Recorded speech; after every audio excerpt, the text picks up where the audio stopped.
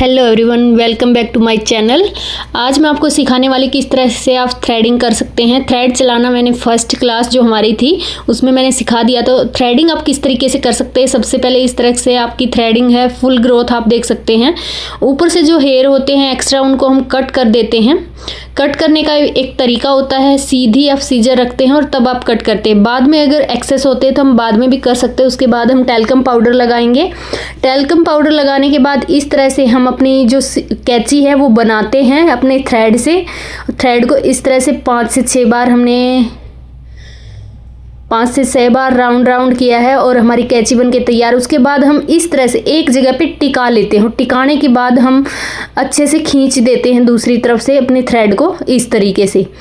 तो आपका बिल्कुल भी जो एक्सेस हेयर हैं वो नहीं निकलते हैं और पेन भी कम होता है। अगर आप टिका के काम करते हैं, अपने थ्रेड को स्किन के साथ एकदम से अटैच करके ही काम करते हैं तो बहुत अच्छे सारे हेयर निकल जाते हैं। उसके साथ साथ पेन भी बिल्कुल कम होता है, पेन भी नहीं होता है। अब जब हम नीचे से थ्रेडिंग करते हैं तो आपको किस तरह से आपकी आईब्रो को नीचे से बनाना है। एक्सेस हेयर जो भी होते हैं वो हम इस तरीके से निकाल देते हैं। उसके बाद हम जो अपने क्लाइंट को बताते हैं कि आपको किस तरह से पकड़ना है। इस तरह से 2 फिंगर से आपको ऊपर से पकड़ना है और नीचे से आपको नीचे की तरफ स्ट्रेच ना करके साइड में स्ट्रेच करना होता है। तब आप इस तरीके से अगर स्ट्रेच करते तो बहुत अच्छे से आपके हेयर सारे निकल आते हैं और एकदम अच्छी शेप आपकी बन के निकलती है। तो इस तरीके से आप अपने क्लाइंट को बताएंगे आपको इस तरह स्ट्रेच करना है और टेढ़ा थ्रेड आपको करना है, थोड़ा हल्का टेढ़ा, और आप थोड़े थोड़े हेयर निकालेंगे तो आपकी थ्रेडिंग की शेप एकदम परफेक्ट बन के निकलती है। इस तरीके से साइड में स्ट्रेच करना होता है। हम बार बार हमें बताना पड़ता है अपने क्लाइंट को कि आपको किस तरह से एकदम स्ट्रेच करना है। ये देखिए बिल्कुल 2 या 3 हेयर एक बार में हम निकाल रहे हैं। अगर आप बिगनर्स हैं आप हमेशा ही इस तरीके से निकालेंगे। मैं आपको बता रही हूँ कि आप किस तरीके से शुरुआत में जब थ्रेडिंग करते हैं तो किस तरीके से आप हेयर निकालेंगे। एक ही बार में अगर आप बहुत सारे हेयर निकाल देते हैं तो वहाँ पर गैप आपको दिखने लग जाता है, तो बाद में आपको बहुत दिक्कत होती है। एकदम पतली आपकी थ्रेडिंग हो जाती है, आईब्रो आपकी एकदम पतली हो जाती है। तो इसलिए आपको हमेशा ही थोड़े थोड़े हेयर निकालने हैं। इस तरह से दूसरी साइड से हम थोड़ा टेढ़ा कर लेते हैं थ्रेड को ऊपर से नीचे की तरफ और तब हम हेयर को निकालते हैं। बाद में जितने भी एक्सेस हेयर होते हैं उनको हम निकाल लेते हैं इस तरीके से। कोई भी जो छोटे बाल होते हैं उनको आप जितना पास से नज़दीक से एक एक बाल को निकालते हैं उतने जल्दी वो निकल आते हैं। उसके बाद अगर आपको लग रहा है कि कोई एक्सेस हेयर है उसको हम कट कर देंगे सामने से भी। अब बात आती है कि जो बीच में जो गैप होता है वो हमें कितना छोड़ना होता है। गैप आपको उतना ही छोड़ना है जितनी आपकी नोज को आपको देखना है कि आपकी नोज का जो आगे से जितनी नोज है यहाँ से और उसकी सीध में आपको ऐसे देखना है कि कितनी आपकी नोज है और उसकी सीध में आपको सीधा थ्रेड चलाना है। इस तरीके से जो भी एक्सेस हेयर होंगे वो सारे निकाल देने हैं। इस तरीके से हम निकाल देते हैं। ये देखिए अब हम दूसरी थ्रेडिंग में इस तरीके से जो एक्सेस हेयर है उनको हमने कट कर दिया है जो बड़े हैं, और पीछे की तरफ ना जाकर हम थोड़ा साइड में खड़े होते हैं और तब हम दूसरी थ्रेडिंग को करते हैं। इस तरीके से दूसरी आईब्रो को हम करते हैं।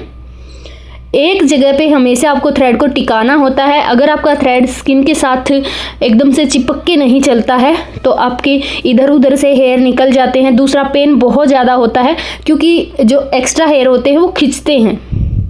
इस तरीके से हमने पकड़ा दिया है दूसरी थ्रेडिंग को भी। आईब्रो को इस तरह से पकड़ने के लिए हमने बोला है और हम टेढ़ा थ्रेड इस तरीके से चलाएंगे। आपको हमेशा ध्यान रखना है आपको थोड़े थोड़े हेयर ही निकालने हैं। आप देख सकते हैं कितना मैंने पास से बिल्कुल एक एक हेयर किस तरीके से निकालना है। अगर आप बिगनर्स हैं तो आप हमेशा ही इस तरीके से एक एक हेयर निकालेंगे। मैं बहुत जल्दी निकाल देती हूँ लेकिन मैंने आपको समझाने के लिए इस तरीके से बताया है ताकि आपको अच्छे से समझ आए। इस तरीके से एक एक बाल को आपको निकालना होता है, तब भी आपकी थ्रेडिंग की शेप अच्छी बन पाती है और फिर बाद में स्पीड आपकी धीरे धीरे अच्छी होती जाती है। अगर आपकी थ्रेडिंग की शेप अच्छी बनने लग जाएगी धीरे धीरे जब आप शुरुआत करते हैं तो उसके बाद आपकी जो एकदम से स्पीड है वो बढ़ने लग जाती है धीरे धीरे। तो इस तरीके से आपको एक एक बाल को निकालना होता है। ये देखिए आपको एकदम से दिख जाता है कि किस तरह से आपकी शार्प लाइन बनी है। ये देखिए कि इस तरीके से हमारी शार्प लाइन एकदम बनी है। ये जो छोटे छोटे हेयर होते हैं उनको इस तरीके से हम बीच में रह जाते हैं फ्रंट में आईब्रो के नीचे, तो इस तरीके से हम ऊपर से पकड़ने के लिए बोलते हैं, हल्का स्ट्रेच करते हैं क्लाइंट और हम इस तरीके से बिल्कुल पास से हम पकड़ते हैं थ्रेड को और तब हम निकालते हैं। ये देखिए कितना पास से मैंने पकड़ा हुआ है। छोटी कैंची हम बनाते हैं, बिल्कुल छोटी कैंची, और तभी हमारे ये छोटे वाले हेयर होते हैं ये सारे निकल पाते हैं इस तरीके से। ये देखिए आप सारे हेयर निकल गए हैं, एकदम शार्प आपकी आईब्रो दिखती हैं।